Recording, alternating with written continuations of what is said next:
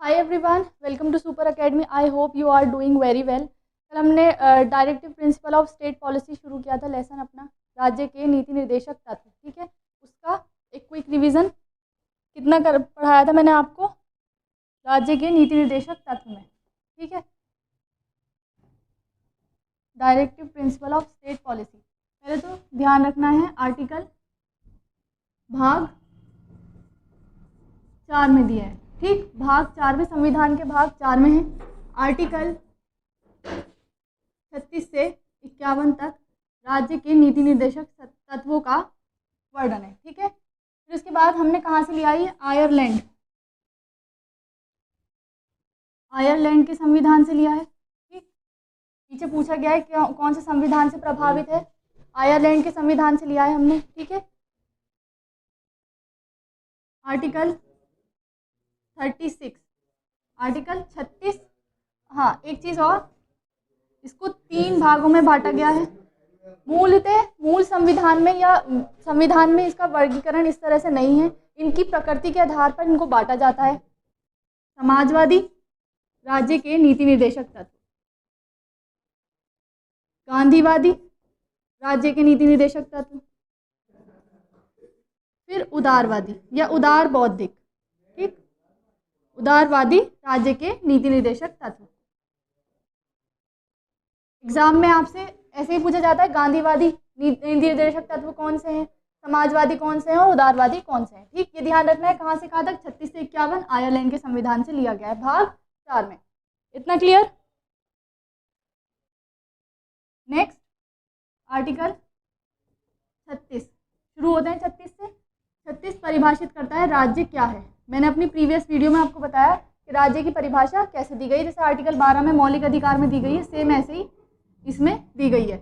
फिर आर्टिकल 37 कहता है ये न्यायालय में लागू नहीं है, यानी न्याय प्रवर्तनीय नहीं है। न्याय प्रवर्तनीय नहीं है, यानी न्यायालय इन्हें लागू नहीं कर सकता। आर्टिकल 38 कहता है लोक कल्याण की अभिवृद्धि, क्योंकि राज्य के नीति निर्देशक तत्वों का उद्देश्य ही लोक कल्याण है। ये सामाजिक और आर्थिक समानता को बढ़ावा देते हैं, सामाजिक और आर्थिक लोकतंत्र की स्थापना करते हैं। इसीलिए इसका आर्टिकल 38 किससे संबंधित है? लोक कल्याण की अभिवृद्धि, लोक कल्याण की अभिवृद्धि। 39 आर्टिकल अनुच्छेद 39 सुरक्षित करना क्या सुरक्षित करना? कि सभी नागरिकों को पर्याप्त जीवन के साधन उपलब्ध हो, समान कार्य के लिए समान वेतन। ये पीछे पूछा गया है, समान कार्य के लिए समान वेतन किस अनुच्छेद में वर्णन है? तो समान कार्य के लिए समान वेतन किस में है? अनुच्छेद 39 में। समान कार्य के लिए समान वेतन अनुच्छेद 39 में। और बच्चों के लिए स्वास्थ्य के अवसर उपलब्ध कराना। ठीक, ये तीनों चीज़ें इसमें इंक्लूडेड है। फिर आर्टिकल 39 का कै, आर्टिकल 39 का कै, निःशुल्क विधिक सहायता, निःशुल्क विधिक सहायता। लेकिन ये राज्य के ऊपर निर्भर है कि राज्य आपको देता है या नहीं। ये राज्य के ऊपर निर्भर है, ये न्यायालय द्वारा लागू नहीं है। इतना समझ में आया? नेक्स्ट है हमारा 39 तक समझा दिया मैंने आपको। आर्टिकल 40 ग्राम पंचायत,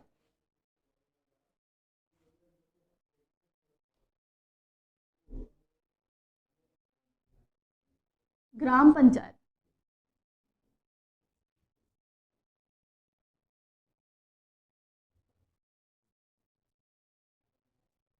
41 कुछ दशाओं में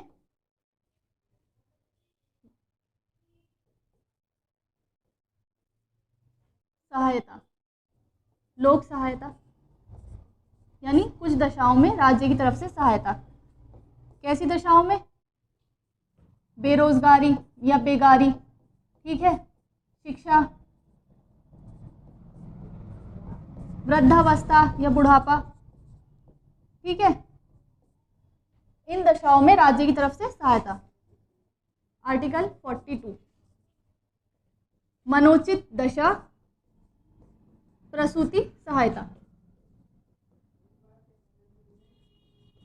यदि किसी व्यक्ति की यदि किसी मजदूर की मनोचित दशा या उसकी तबीयत खराब है तो जो कामगार हैं या वो हैं कारखाने वाले, जहाँ वो काम कर रहा है मजदूर, तो वो उसकी सहायता करेंगे, यानी कि उसको कुछ टाइम की लीव मिल जाए या उसके काम कार्यभार को कम कर दिया जाए, है ना। प्रसूति सहायता का मतलब यह है यदि कोई वुमेन प्रेग्नेंट है तो उसके वर्किंग आवर्स को कम कर दिया जाए, उसको लीव दे दी जाए, ठीक है, मैटरनली लीव दे दी जाए। तो ये लेकिन ये सब राज्य के ऊपर निर्भर करता है। तो अनुच्छेद 42 मनोचित दशा और प्रसूति सहायता। आर्टिकल 43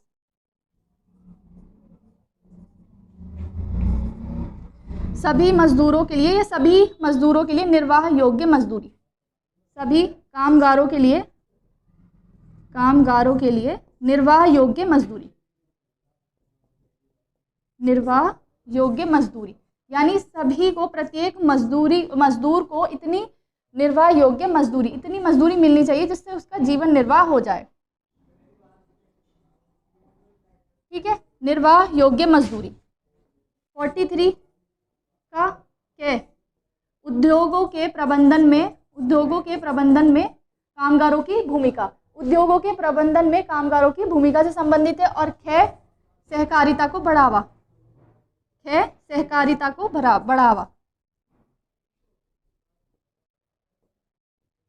को बढ़ावा। और एक रह गया हमारा नेक्स्ट आर्टिकल 47, यहाँ तक पढ़ाया था मैंने आपको, पोषण स्तर और जीवन स्तर को ऊंचा करना, पोषण स्तर और जीवन स्तर को ऊंचा करना, ठीक। ये पढ़ाए थे मैंने आपको समाजवादी, इसमें सिर्फ पंचायत को छोड़ के, पंचायत गांधीवादी है, बाकी सारे वो सीरियल में इस तरह से पढ़ाया, इसलिए मैंने पंचायत बीच में इंक्लूड किया। समाजवादी हैं, कौन कौन से हैं समाजवादी? 38, 39 का क्या? 40 गांधीवादी है पंचायत, 41, 42, 43 का और खा, यानी 43 का ए और बी, 43 का ए और 43 का बी, 47। ये सारे समाजवादी राज्य के नीति निर्देशक तत्व हैं, ठीक है, जो समाज में समानता स्थापित करने का प्रयास करते हैं, ठीक। इतना समझ में आया। अब इससे आगे का लेक्चर कंटिन्यू करेंगे। आज पढ़ेंगे गांधीवादी राज्य के नीति निर्देशक तत्व। गांधीवादी राज्य के नीति निर्देशक तत्व जो गांधी के आदर्शों से प्रेरित हैं, वो गांधीवादी, जो गांधी जी के आदर्शों से प्रेरित हैं, जो उनके आदर्श थे भारतीय राष्ट्रीय आंदोलन में, उनको संविधान में पिरोया गया, तो उसे क्या कहा? गांधीवादी राज्य के नीति निर्देशक तत्व, ठीक। उसको शुरू करेंगे आज, गांधीवादी राज्य के नीति निर्देशक तत्व। अनुच्छेद 47 तक मैंने आपको पिछली वीडियो में ही पढ़ाया और अब आपका रिवीजन करा दिया। आज पढ़ेंगे गांधीवादी राज्य के नीति निर्देशक तत्व।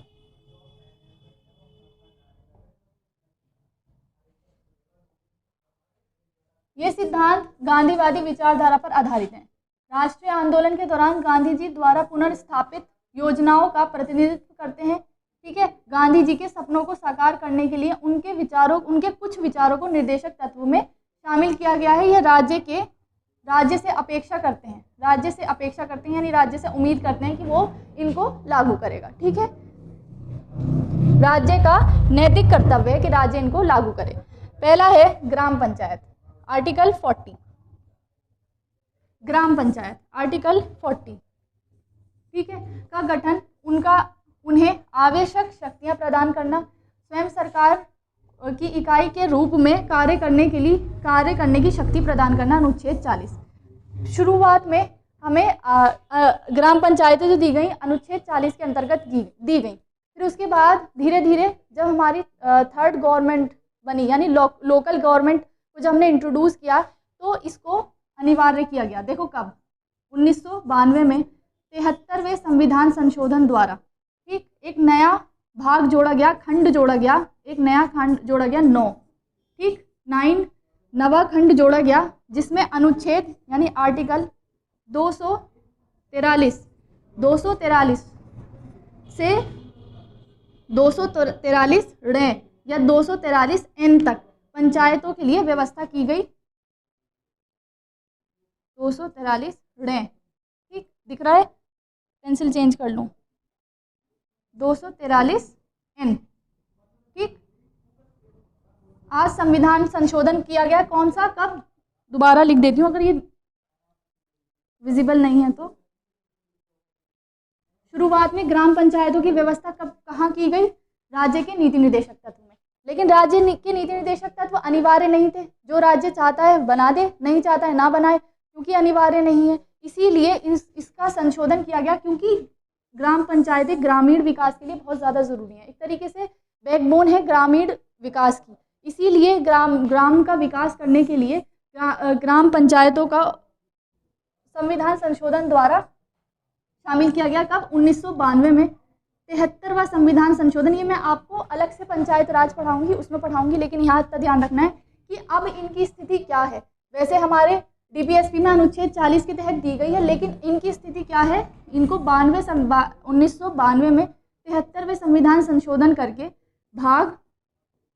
खंड 9, एक नया खंड जोड़ा गया, खंड 9, ठीक, जिसमें आर्टिकल 243 से 243 ऋण, देखो हिंदी में भी लिख रही हूँ, ऋण और एन, ठीक, तक किसकी व्यवस्था की गई, पंचायत राज की, और इसे अनिवार्य कर दिया गया। अब सभी राज्यों में पंचायतें होनी अनिवार्य हैं। ठीक, इतना समझ में आया कि पहले शुरुआत में हमें डीपीएसपी में दी गई थी, राज्य के नीति निर्देशक तत्व में दी गई थी, अब ये संविधान का हिस्सा है। ठीक है, ग्रामीण क्षेत्रों में कुटीर उद्योगों को व्यक्तिगत या सहकारिता के आधार पर कुटीर उद्योग को प्रोत्साहन, यानी कुटीर उद्योगों को प्रोत्साहन। गांधी जी की मानसिकता शुरू से यही थी।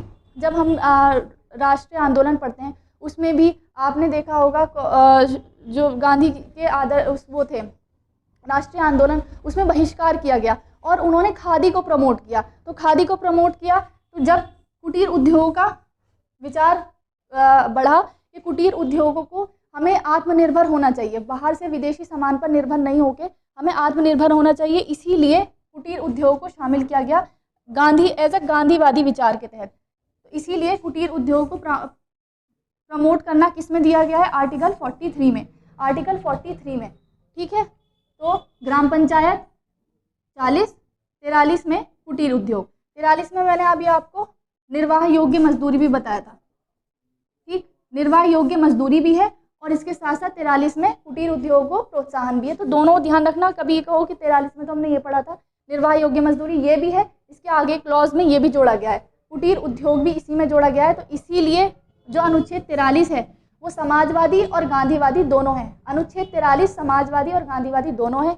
क्योंकि समाजवादी कैसे है, क्योंकि इसमें निर्वाह योग्य मजदूरी का प्रावधान करता है, और गांधीवादी इसलिए क्योंकि इसमें कुटीर उद्योगों को प्रमोट किया गया है। ठीक है, नेक्स्ट है हमारा सहकारी समितियों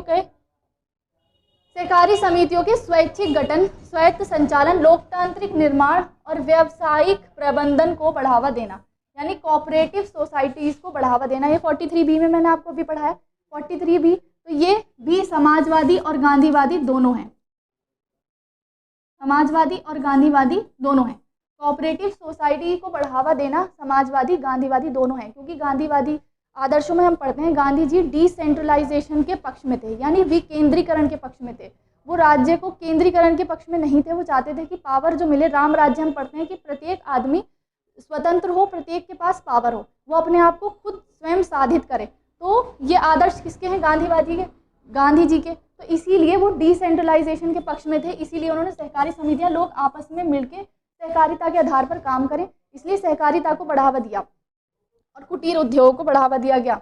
इसी आधार पर ग्राम पंचायतों को बढ़ावा दिया गया। अनुसूचित जाति और अनुसूचित जनजाति, हरिजन, जिसको गांधी जी हरिजन बोलते थे, अनुसूचित जाति, अनुसूचित जनजाति और समाज के कमजोर और पिछड़े वर्गों के लिए शैक्षणिक और आर्थिक हितों को प्रोत्साहित करना और समाज के समाज के अन्याय एवं शोषण से सुरक्षा, अन्य शोषण से सुरक्षा, ये अन्याय लिख दिया, ये अन्य है, अन्य शोषण से सुरक्षा, समाज के अन्य शोषण से सुरक्षा, ये किसमें दी गई है, अनुच्छेद 46 में। अनुच्छेद 46 प्रावधान करता है अनुसूचित जाति यानी SC और अनुसूचित जनजाति ST, शेड्यूल्ड कास्ट और शेड्यूल्ड ट्राइब के लिए और अन्य समाज के कमज़ोर वर्गों के लिए शैक्षणिक और आर्थिक हितों को प्रोत्साहित करना और समाज के अन्य शोषण से सुरक्षा उनकी की जाए। तो किसमें दिया गया? अनुच्छेद 46 में। किसका प्रावधान है? एससी और एसटी को सुरक्षा का प्रावधान है। स्वास्थ्य के लिए नुकसानदायक नशीली पदार्थों, नशीली दवाओं, मदिरा, ड्रग्स और औषधीय प्रयोजन से भिन्न उपभोग पर प्रतिबंध। गांधी जी का एक प्रसिद्ध कथन है कि मैं महिला और मदिरा को हाथ नहीं लगाता। ठीक, तो इस तरह का वो छूता नहीं हूँ, कुछ इस तरह का कथन है। तो क्या था? तो गांधी जी किसके पक्ष में नहीं थे कि नशीली पदार्थ और दवाएं, क्योंकि इंसान को वीक कर देती हैं, बीमार कर देती हैं, इसीलिए वो डॉक्टर्स और वकीलों को भी प्रमोट नहीं करते। वो कहते हैं कि वकील झगड़ा को बढ़ावा देता है और डॉक्टर बीमारी को बढ़ावा देता है। तो जब वो बीमारी को नहीं बढ़ाना चाहते हैं तो बीमारी किससे बढ़ती है? इस तरह की नशीली पदार्थ से, ड्रग्स से। लेकिन इस पे प्रतिबंध लगाया गया है, लेकिन इनके मेडिकल यूज़ के अलावा, क्योंकि मेडिकल यूज़ में जो पेन किलर्स बनती हैं उसमें इन नशीली दवाओं का यूज़ किया जाता है। तो मेडिकल यूज़ के अलावा इन पर प्रतिबंध लगाया जाना चाहिए। लेकिन ये क्योंकि डीपीएसपी में है, यानी कि राज्य के नीति निर्देशक तत्वों में है, इसीलिए इन पर राज्य की इच्छा पर निर्भर करता है कि वो प्रतिबंध लगाए या ना लगाए। उसके पास संसाधन है तो लगाए, नहीं तो ना लगाए, क्योंकि ये डीपीएसपी में अनिवार्य नहीं है। ठीक है, ये किसमें है? अनुच्छेद 47 में। इससे पहले मैंने अनुच्छेद 47 में आपको क्या पढ़ाया था? पोषण स्तर और जीवन स्तर को ऊपर करना, ऊंचा करना। मैं हाथ के हाथ आपको क्लियर इसलिए करा रही हूँ ताकि आपको बाद में कन्फ्यूजन ना हो कि एक ही अनुच्छेद में दो चीज़ें हैं। तो इसमें पोषण स्तर और जीवन स्तर को ऊंचा करना भी है, वो समाजवादी है। लेकिन स्वास्थ्य के लिए नुकसानदायक यानी नशीली पदार्थों का प्रतिबंधन अनुच्छेद 47 में गांधीवादी है। कि पोषण स्तर और जीवन स्तर को बढ़ावा देना समाजवादी और नशीले पदार्थों का प्रतिबंध गांधीवादी। गाय, बछड़ा व अन्य दुधारू पशुओं की बलि पर रोक और उनकी नस्लों में सुधार को प्रोत्साहन। गांधी जी कृषि को भी बहुत प्रमोट करते हैं, इसीलिए उन्होंने, क्योंकि कृषि में इनका यूज़, बैलों का यूज़ ज़्यादा किया जाता है, इसीलिए उन्होंने इनकी बलि पर रोक को प्रमोट किया, प्रोत्साहन दिया। ठीक, इसीलिए इनको गांधीवादी आदर्शों में शामिल किया गया, अनुच्छेद 48। ठीक है,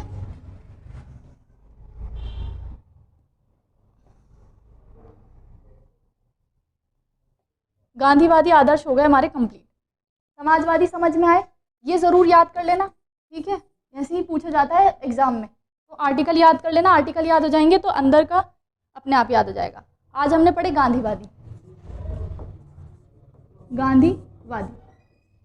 गांधीवादी आदर्शों से जो प्रेरित हैं वो गांधीवादी हैं। गांधीवादी के आदर्श हमें कहाँ देखने को मिलते हैं? गांधीवादी आदर्श हमें भारतीय राष्ट्रीय आंदोलन में देखते हैं। उनकी बहुत सारी बुक्स लिखी गई हैं जिसमें उन्होंने राम राज्य के बारे में बताया है। ठीक है, वो उस तरह के आदर्श हमें देखने को मिलते हैं, तो हमने उनके आदर्शों को संविधान में रखा है डीपीएसपी के तहत, उसे कहते हैं गांधीवादी। ठीक, कहाँ से शुरू होते हैं? आर्टिकल 40।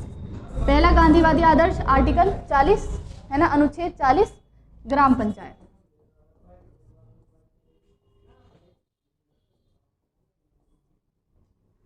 फिर 41, 42, 43 मैंने आपको पढ़ा दिया। ठीक है, फिर इसके बाद आता है 43, कुटीर उद्योग को प्रोत्साहन।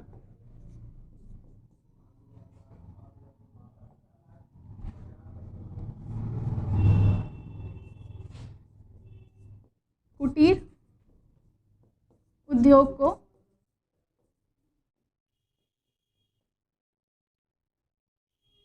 वो इसलिए कुटीर उद्योग को प्रोत्साहित करते हैं क्योंकि इसमें मजदूरों का शोषण कम होता है। फैक्ट्रीज़ में मजदूरों से ज़्यादा काम कराया जाता है, सैलरी उनकी इतनी होती नहीं है, और फिर भी उन्हें मशीनों पे, अगर मशीन्स आ गई तो उनको निकाल दिया जाता है। इसीलिए उन्होंने कहा अगर कुटीर उद्योग होंगे तो लोग अपने घरों में सहकारिता के आधार पर छोटे छोटे उद्योग लगाएंगे, हम आत्मनिर्भर होंगे। ठीक है, और हमारे देश में जो उत्पादन होता है, क्योंकि आपको पता है हमारे देश में रॉ मटेरियल बाहर के देशों में जो जाता है, रॉ मटेरियल हमारे यहाँ से जाता है, फिर वहाँ से मैन्युफैक्चर होकर भारत में आ जाता है। तो वो उन्होंने कहा कि हम क्यों ना अपने माल को खुद बनाएं। ठीक है, कुटीर उद्योग की सहायता से लोग सहकारिता के आधार पर छोटे छोटे उद्योग बनाएं, उनके आधार पर हम निर्माण करें, मैन्युफैक्चर करें। और आज हम देखें, हम आत्मनिर्भर भारत के तहत PL योजना, प्रोडक्ट इंसेंटिव स्कीम जो आ रही है PLI योजना, वो इसी तरह के मॉडल पे काम करती है, PLI योजना।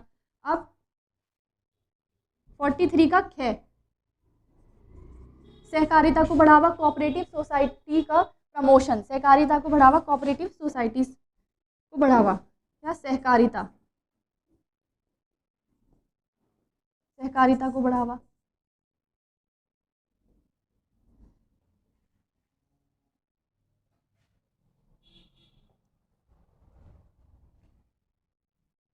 फोर्टी 44 में ये उदारवादी है, या मैं आपको नेक्स्ट उसमें पढ़ाऊंगी यूनिवर्सल सिविल कोड या यूनिफॉर्म सिविल कोड।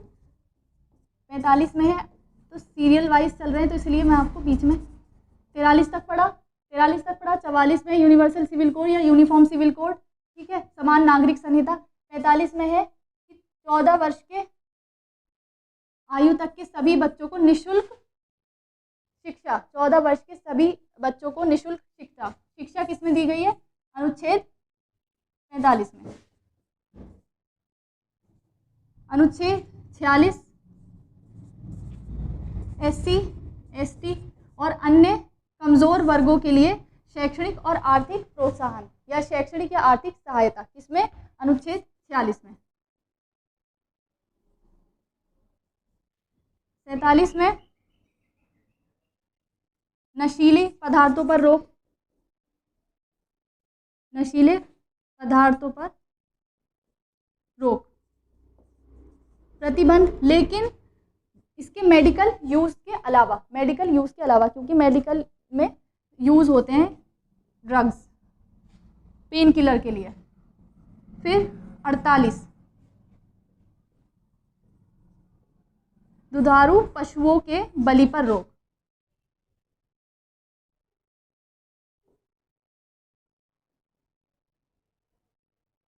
बलि पर रोक, ठीक।